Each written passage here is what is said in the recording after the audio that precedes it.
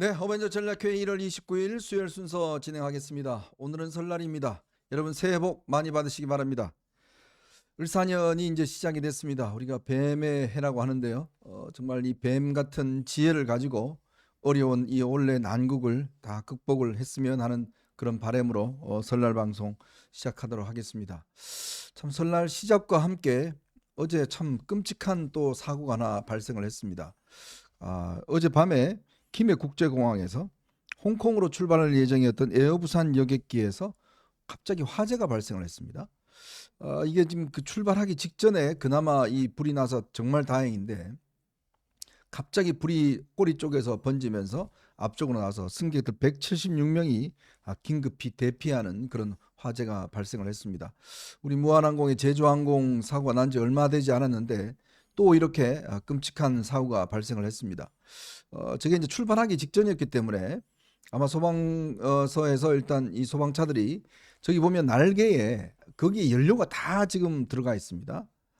가득 들어가 있는데 저기로 이 번졌으면 큰일 날 뻔한 사고였습니다. 신속히 대피해서 그나마 인명 사고가 없었던 것 같은데요. 현재까지 나오는 보도에 따르면 이 보조 배터리에서 이 짐칸에 놓아둔 보조 배터리에서 이 나오면서 뭔가 퍼졌다라고 이야기를 하고 있습니다.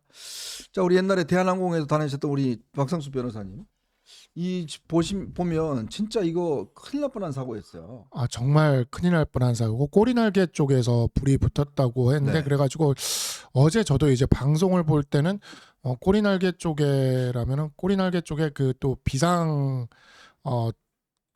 탈출구요. 엔진 예, 그 엔진이요. APU라고 있거든요. 예. 이게 이제 있는데 이 부분에서 뭐가 났나 이런 생각도 들고 꼬리날개에서 나올 게 뭐가 없는데라고 했는데 이 지금 증언들이 나오는 거 보면 선반에 올라가 있던 보조 배터리에서 타닥타닥 소리가 나고 네. 거기서부터 이제 불이 났다고 하는데 얼마 전이었죠? 작년이었죠?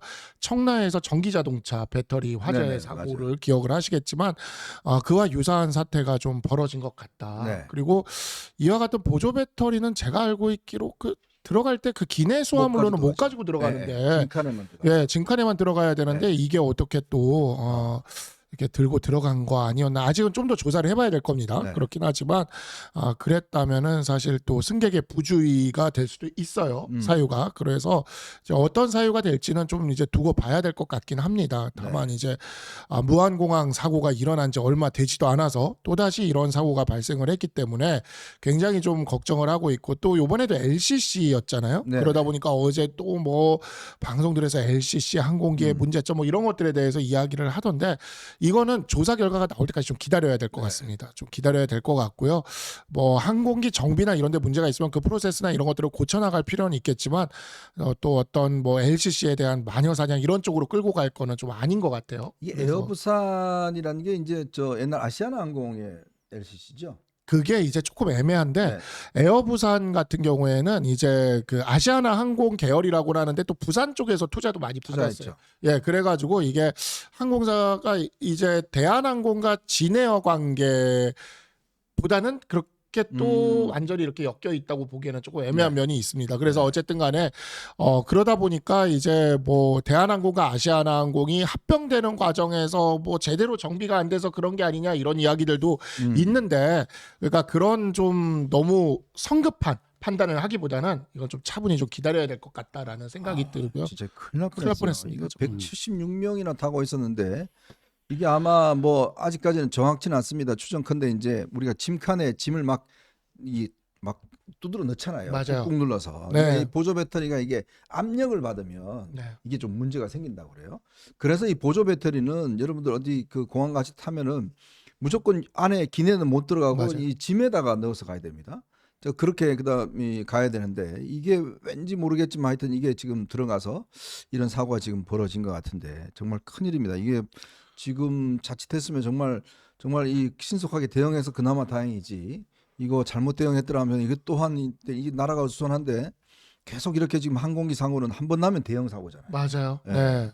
이게 이륙 직전에 그나마 불이 나면서 사상자가 최소화된 거지. 네. 만약에 이륙하거나 공중에서 불이 났다고 생각하면 이거는 상상도 할 수 없는 일이 네. 벌어지는 겁니다. 그래서 사실 이러한 부분들 뭐 보조 배터리나 이런 것들 들고 타지 말라는 건 일단 안 들고 타야 돼요. 그렇죠. 그리고 가만히 이렇게 비행기 타다 보면은 그 전기 장비들의 묘한 영향을 줄 수 있어서 그 에어플레인 모드로 하라 그러는데 꼭 끝까지 그 에어플레인 모드 하지 않고 그 인터넷 하시는 분들도 계시고 그래요. 맞아요. 네, 그러지 않았으면 좋겠습니다. 아. 이게 모두에게 굉장히 위험할 수가 있기 때문에 항공기 안전과 관련돼서는 정말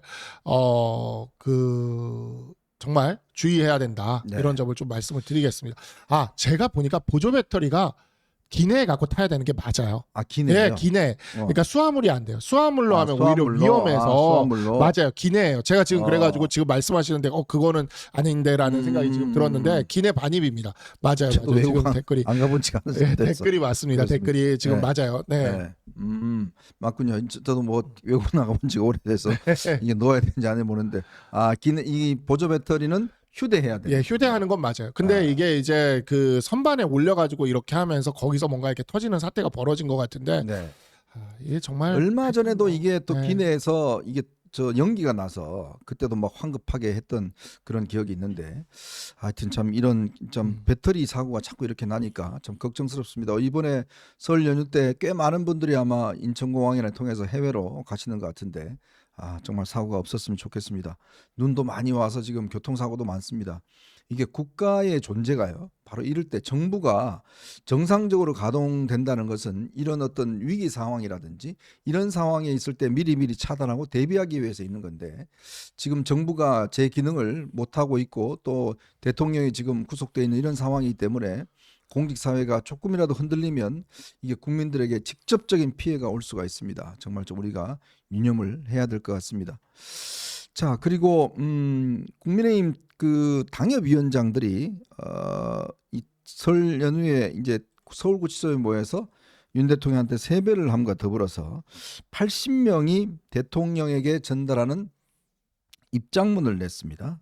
입장문을 내서 대통령에게 홀로 독방에서 쓸쓸하게 새해를 맞이하실 텐데 당협위원장들도 국민과 함께 구치소 앞에서 응원하며 외롭다고 생각하지 마시고 힘내시길 바랍니다. 라고는 그런 입장문을 80명이 서명을 해서 하고 덕에다 또 뭐 아주 주목되는 데면 뭐 영원히 기억할 것입니다. 뭐 이런 해서 이것 때문에 또 뭐 벌써 지금 대통령 손절하느냐 이런 이야기도 있을 텐데 우리 그 박상수 위원장이 잘 아실 테니까 이게 어떤 과정을 통해서 나온 거죠? 그러니까 이제 원외 당협위원장 협의회라는 당내 기구가 있습니다. 네. 근데 이제 저도 거기 당연히 구성원으로 들어가 있는데 이 안에서 이제 요번에 그 대통령 체포와 관련돼서 이제 사안이 생기면서 네. 탄핵 반대와 관련된 뜻을 가지고 있는 당협위원장들이 좀 이렇게 뜻을 모아서 별도로 나갔어요. 그러면서 이제 쭉 그 모집을 계속해서 했는데 계속해서 숫자가 늘어나다가 현재 우리 원외 당원협의회 위원장 협의회에 총 한 122명, 3명 요 정도 있거든요. 네네. 그 중에 80명 정도가 따로 이렇게 나가서 탄핵 반대 당협위원장 모임을 지금 이렇게 하고 있는 상황이고요. 그래서 이분들이 좀 약간 계속해서 공동으로 행동을 하면서 한남동 집회부터 시작을 해서 한남동 그때 체포 직전에 네, 집회부터 그렇죠. 시작을 해서 요번에 또 이렇게 성명을 내는 것을 이렇게 지금 하고 있습니다. 근데 뭐 당협위원장들도 원외긴 하지만 각자 그 개별적인 어찌 보면 자기 당협 지역구를 책임지고 있는 정치인이다 보니까 그러한 면에 있어서 각자 자신의 이름을 걸고 여기도 성명에도 다 이름이 들어갔거든요. 들어갔더라고요. 예, 그래서 자신의 이름을 걸고 역사적 판단을 받을 것을 각오하고 하는 정치적인 행동이기 때문에 저는 그 부분에 있어서는 각각의 당협위원장들이 판단해서 할 수 있다고 생각을 합니다. 그에 대해서는 저는 뭐 막을 이유도 없고 우리 당에서 당연히 나타나야 되는 현상인데 저는 동참하고 있지는 않습니다. 네. 참 설날을 맞이해서 윤 대통령도 뭐 어제 변호인을 통해서 이제 입장문을 냈습니다만은 사실은 이제 지금 주목받지 못해서 그렇지 이번에 구속된 사령관들, 전직 사령관들, 또 경찰 수뇌부들, 특히 이제 조지호 경찰청장은 이미 이제 좀 구속 집행 정지가 됐습니다만.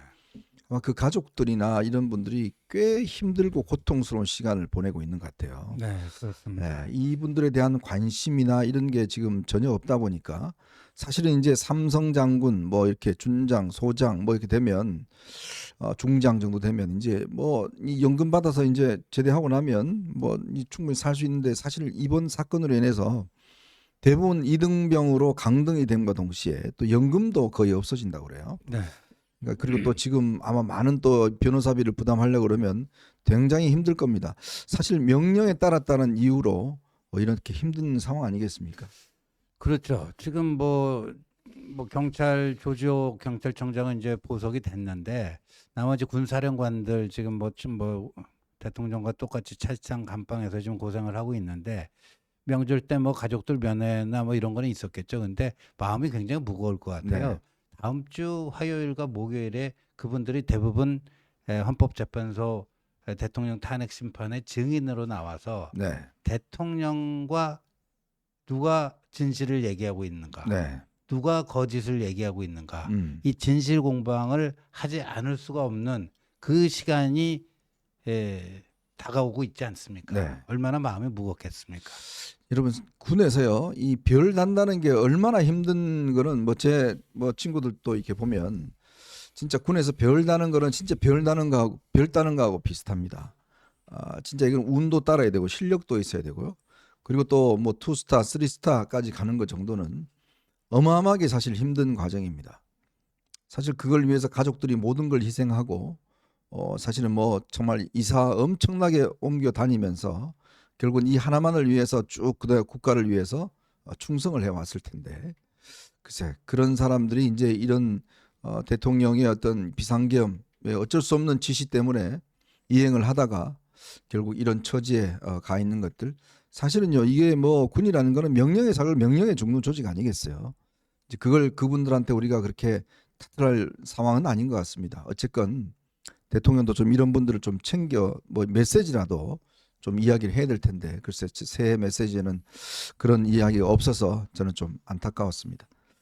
자, 오늘 여러분들과 함께 저희가 세 가지 이슈를 가지고 좀 이야기를 해볼까 합니다. 지금 헌법재판소 재판이 지금 계속 진행 중인데요. 지금 국민의힘 측에서는 이 헌법재판관들의 어떤 공정성 문제를 집중적으로 제기를 하고 있습니다. 특히 오는 3일 날이면 마은혁 재판관 후보자에 대한 임명을 놓고서 헌법재판소에 결정이 나오게 되어 있습니다. 참 자기들 문제는 빨리빨리 이렇게 결정하는 것 같은데 다른 거는 그렇게 굉장히 느려 터졌습니다. 자, 왜 이런 문제를 지금 제기하고 있는지 이걸 한번 분석을 해드리고요. 자, 얼마 전에 이제 한남동 그다음에 이제 그 서부지법 앞에서 대규모 시위를 벌였던 세력들이 내부 분열이 굉장히 심각한 모양입니다. 지금 정광훈 목사 이 집회도 보면 이 세이브 코리아라는 또 이쪽 집회가 또 다르게 여의도가 열리고 있고요. 또 광화문에서는 정광훈 목사 집회 이게 또 두 개 세력이 굉장히 서로 또 비난하고 있다고 그래요. 또 이걸 시위를 주도했던 내부의 뭐 신혜식, 신남성연대 뭐 등등 이 세력들이 서로 지금 뭐 정말 머리끄댕이 잡고 싸우는 지금 형국이 됐습니다. 왜 이런 건지 이거 한번 우리 심층적으로 좀 분석을 해보도록 하고요. 이재명 대표에 대한 도전들이 상당히 이제 고개를 들고 있는 것 같습니다. 연이어서 이런 문제도 한번 짚어보도록 하겠습니다. 자, 여러분 보시면서요 구독과 좋아요 알림 꼭 부탁드리도록 하겠습니다. 저희는 첫 번째 이슈로